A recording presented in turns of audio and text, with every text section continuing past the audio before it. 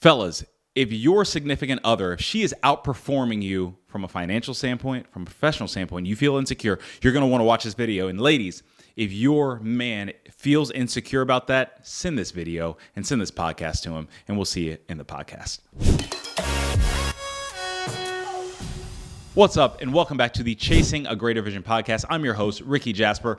Today's episode, we are getting right into it. But first, thank you all for watching the videos, commenting. If you like the format and you like what we're doing, please share it with those who need it. But today's episode, we are getting into it. We're talking about insecurity as a male. If your significant other is out earning you, is outperforming you professionally, and all of that. And we are going about it in 4 ways to get past that, or really what to do. So I'm going to get right into the high level of what those points are, and then I'm going to tell you kind of a personal story about it, and then we're really going to get into the points. Number 1, a rising tide lifts all ships. Number 2, learn from her habits. Number 3, have a shared financial vision. Number 4, find out the non-monetary ways that you are serving your relationship and that you are beneficial to your relationship. I love this topic because I dealt with this directly. It was something that took me some time because my ego was so wrapped up in it, and Carly will tell you about it and everything. So when Carly and I started dating, we were both in, pretty basic level jobs, and I was running 413 Apparel. As time went on, her sewing blew up. It kicked off. She got promoted to a director at her position. Now, mind you, for context, Carly is 3 years younger than me. She dropped out of college after a year and a half because she was like, I know what I want to do, so I'm just going to do that thing and just go ahead and get a job in it. And now she's a director, directing people who have MBAs and all that other type of stuff because she bet on herself and all of that. I was someone, I went to college, ran business, all this other type of stuff. But there was a point where she was like drastically out earning me. And I remember feeling so insecure because I was like, man, okay, I'm making good money and she's out earning me to the point where I might not even see that level of salary for like 10 years, right?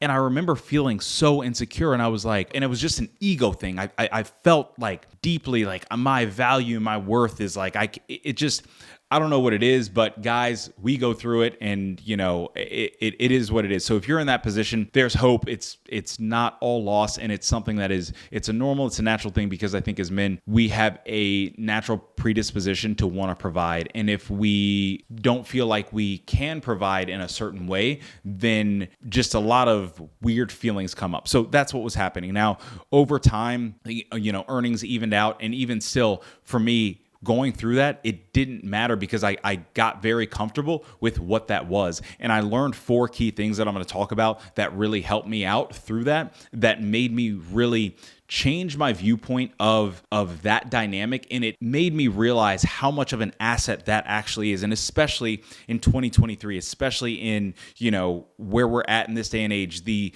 landscape of social is different. The landscape of dynamics, men and women in a household, are different. The landscape of just how we do business in America, in the world, is different than assembly line stuff way back in the day, right? So number 1, and this is our tips and tricks segment. These are practical things that I've learned, that I am doing, have learned, that I'm just talking about, that if you implement them today, you will start seeing the benefit of them very, very quickly. So number 1, have the rising tide lifts all ships mentality. What this mentality says is, if we're in a relationship together, when one person wins, then both of us win. That's a mentality that I never had in any aspect of life. My mentality was, I need to be the only person who's winning at anything.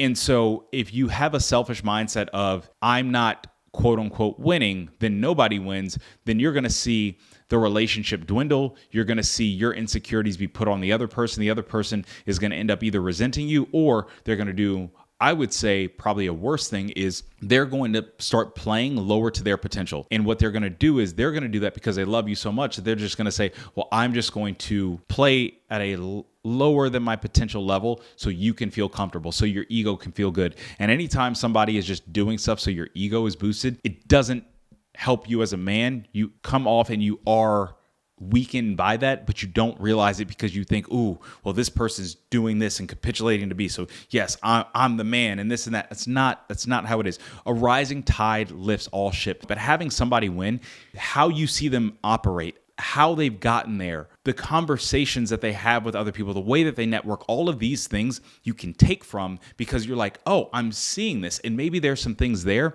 that you're able to learn from, because it's like they're getting elevated in ways, in habits and things that I don't have. And then the other thing too is, even if you look at it from a purely financial standpoint, if your finances are blended, then you're sitting back and it's like, well, now your family has more opportunities. You have more opportunities to save a little bit more, to put money into areas that you want. You have more money to put into kids' college funds, to whatever it is, but it's lifting all boats. It's making both parties better. So you have to have that mindset first. Number 2, learn from her habits. I had to do this in a way that it helped so much. I realized that I'm a talker. I like to talk. I'm not a listener. I don't love to listen. I just don't. Carly, she loves to listen. She intakes everything. She is so observant of things. Her natural predisposition to people is the most loving, soft, warm person. She's such a joy to be around. She's like an empath. So she really connects with people. And by doing that, she's able to lead people so well, because people feel just comfortable around her, and they just feel this sense of trust. And I was realizing, I was like, oh, she's a great leader in her organization, because she's someone that people just trust wholeheartedly, that they know that they can go to for any issues, for anything that they need to learn, if they need to have tough conversations, because she's open to these things. How she manages her time, how she manages her money, all of these things, her habits. I was like, oh, this is why she's where she's at. And also her outlook. She bets on herself, and she does things that she really enjoys doing. The one thing that I realized was, at the time, I was working in a position where I didn't love doing. So if I made the money that she was making there, I still wouldn't be happy, because I'm like, I don't love doing this. It's just for money. She genuinely loves what she's doing. She loves sewing. She loves working in, the paid media space. She loves directing people. So when she loves doing that, of course, she's going to grow and she's going to excel. And what that did for me, that pushed me into an area to be like, wait, let me assess, what organization am I working for? What am I doing in my spare time, in my passions? Am I going at it as hard as she's going at it, and hers and everything? And I was able to see that, and I was able to look at her habits and be like, wow, she's spending a lot of time doing this thing, and I'm seeing the benefits, and I'm seeing the rewards and everything. And I was like, wow, this is I can follow this lead. Another quick story, before we left San Diego, she was invited to be on the red carpet for a movie, Babylon, that had Brad Pitt, had Margot Robbie in it. She got invited for the day to basically go interview the head costume designer, to make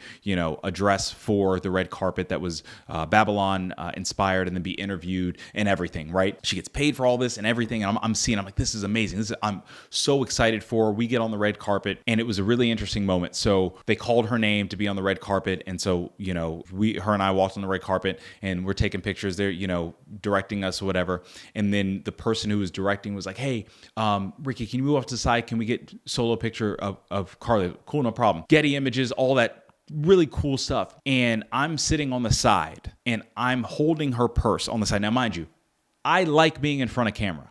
I like being the center of attention. I like these things, right? I love talking and stuff like that.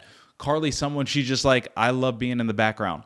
I'm having to sit on the side, and I was raised not to hold a woman's purse, but in that aspect, I'm not letting her put her purse on the ground, right? My ego goes out the window. I'm holding her purse, right? And it was a weird thing, because because we had this conversation later, and I was like, I'm so proud of you. I was like, but also man, I had a little bit of insecurity feeling there, because I'm not doing the things that, not that it's got to get me here, but that it's even affording me the opportunity to do certain things, because I haven't really been following the habits that I've seen you on display, but I've been expecting the results that you're getting, right? But even in that conversation over, months after that, I had to apologize, because I'm like, this is not the time for me to be talking about how I feel about things. This is a time for me to be celebrating all that you're doing. I'll handle my own stuff later, behind closed doors, because in a sense of, because it has nothing to do with you. It has something to do with me that I have to get past myself, right? When you're able to learn from your habits, from your significant other's habits, you're able to see how powerful your significant other is and how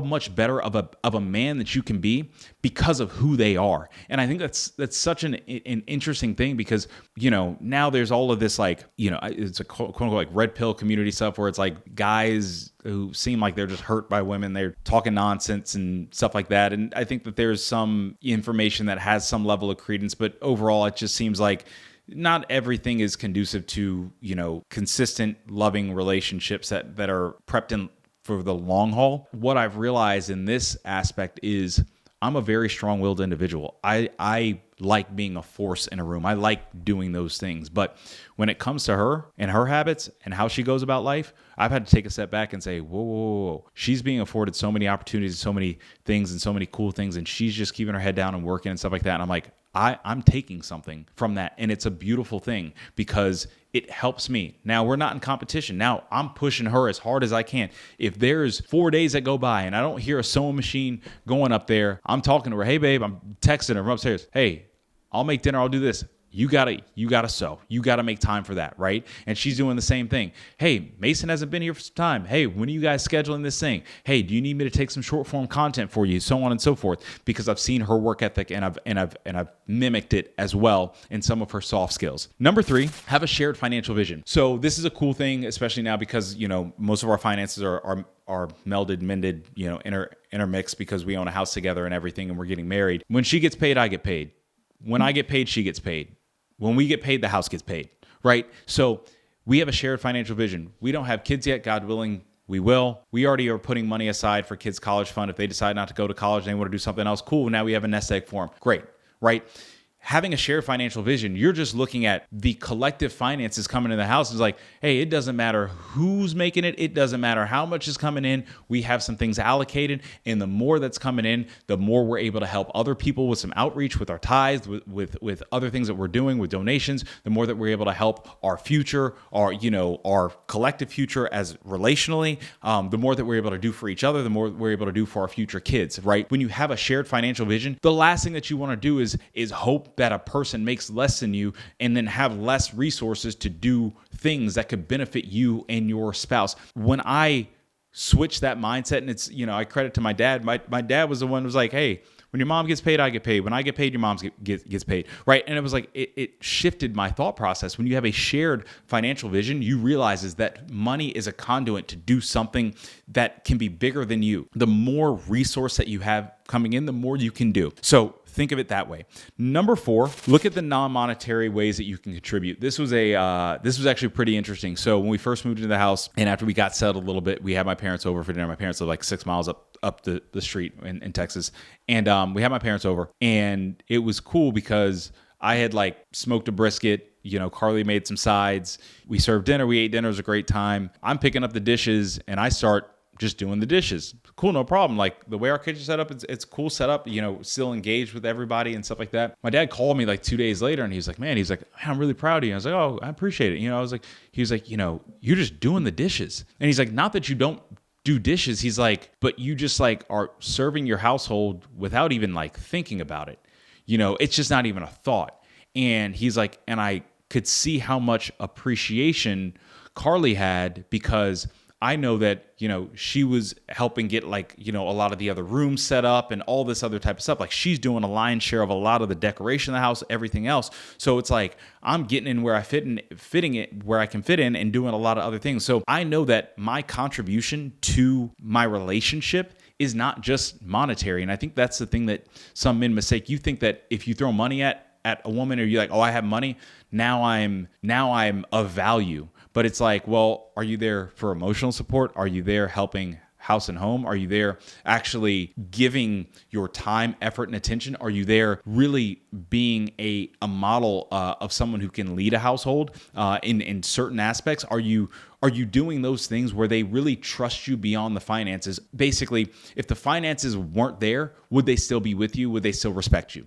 Or are they just, hey, we're here because security is a top priority on our totem pole and you're providing security. You don't provide anything else, but you provide security. And as long as I feel, financially safe, that's there. But if those finances are gone, I'm gone, right? And so I think that's a really important piece is if you are feeling insecure from a financial standpoint, find other ways that you can be of value to your spouse, to your fiance, to your girlfriend, to your significant other. Because when you do that, you realize that, you're very much irreplaceable, because it's not about the money. It's about so many other things. Like Carly is someone where, like, when I tell you, like, we were grinding like from the bottom together. Like I didn't really have money in my account because I had hit rock bottom from 413 and we had just met. And so when I had an assistant and she had went on, like a mission trip for like 3 or 4 months, and I was the only person. We had an apparel launch when I was living in a studio apartment in San Diego. It was like 4 years ago. And I was like, I need